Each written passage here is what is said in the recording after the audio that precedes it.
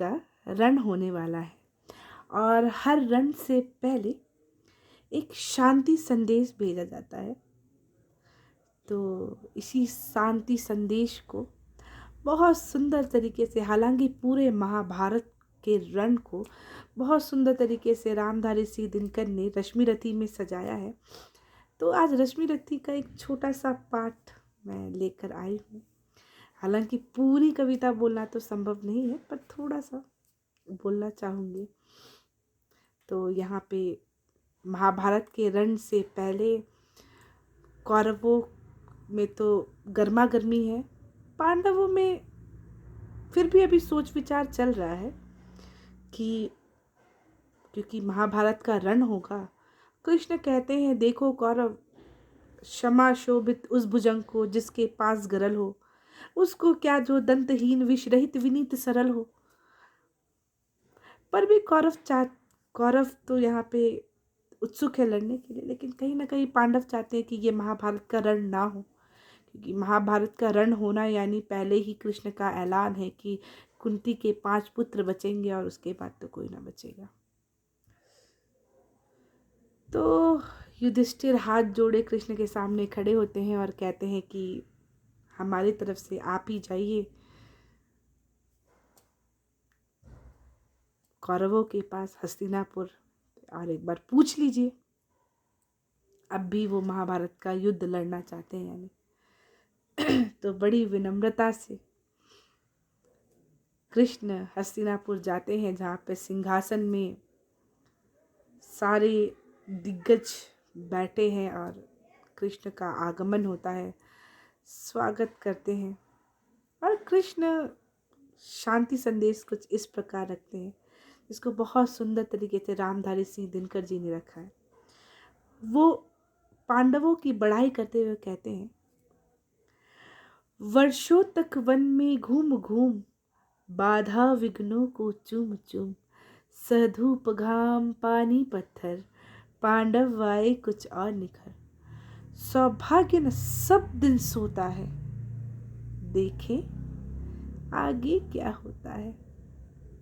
मैत्री की राह बताने को, सबको सुमार्ग पर लाने को, दुर्योधन को समझाने को, भीषण विध्वंस बचाने को, भगवान हस्तिनापुर आए, पांडव का संदेशा लाए।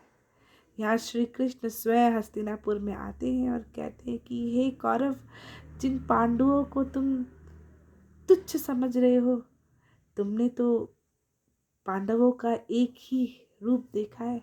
चलो मैं तुमको एक और रूप से मिलवाता हूँ कि ये लोग जब वनवास के लिए जाते हैं तो वर्षों तक इन्होंने वन में ये घूमे हैं, और घूमने के बाद इनकी चमक कम नहीं हुई, वरन इनकी प्रतिभा, इनकी चमक, इनकी धैर्यशीलता, इनकी क्षमाशीलता, इनमें जो एक योग की भावना है, सब बढ़ गई है।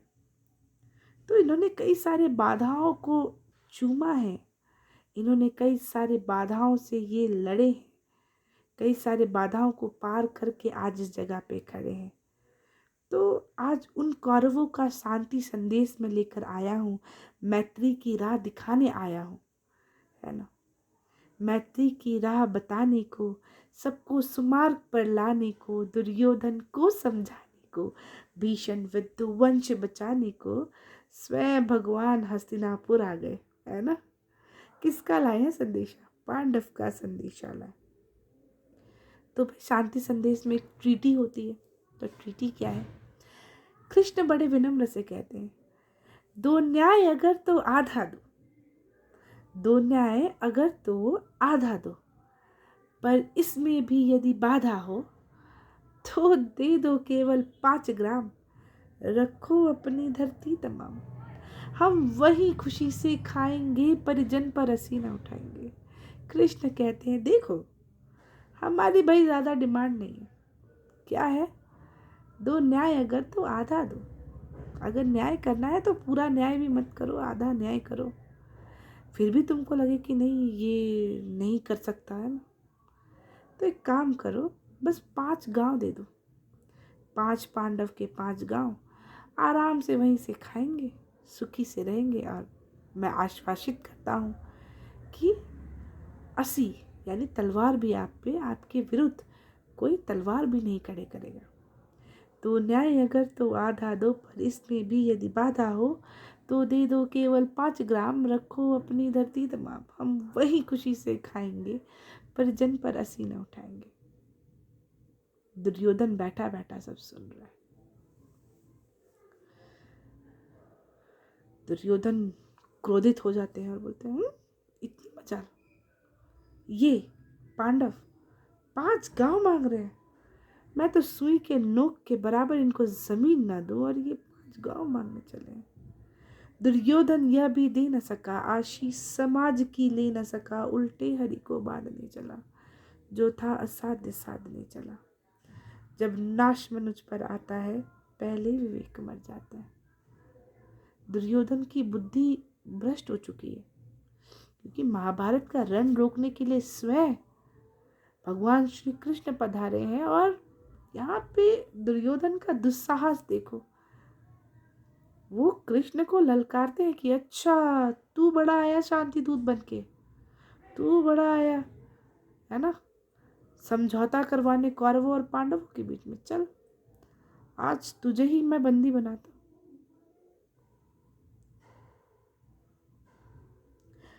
तब कृष्ण क्रोधित हो जाते, अरे समझाने मैं आया हूं और बंदी मुझे बनाने चला है।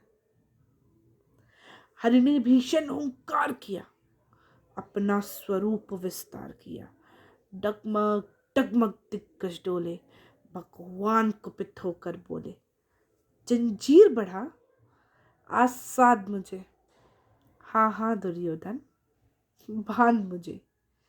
यह देख गगन मुझ में लय है, यह देख पवन मुझ में लय है, मुझ में विलीन संसार सकल, मुझ में लय है झंकार सकल, अमृत फूलता है मुझ में, संहार झूलता है मुझ में। कृष्ण कहते मुझे बांधने आया है, तू जानता है मैं कौन हूँ? कृष्ण गुस्से से बौखलाते हुए कहते, दुर्योधन तेरा इतना दुस्साहस कि तू मुझे बांधने आया है, क्या सोचता है?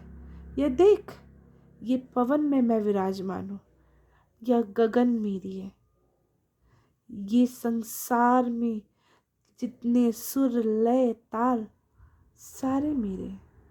तू किसे बांधने आया है? जो इस पूरे सृष्टि का संचालक है, तो उसे बांधने आया है। एक बार सोच ले।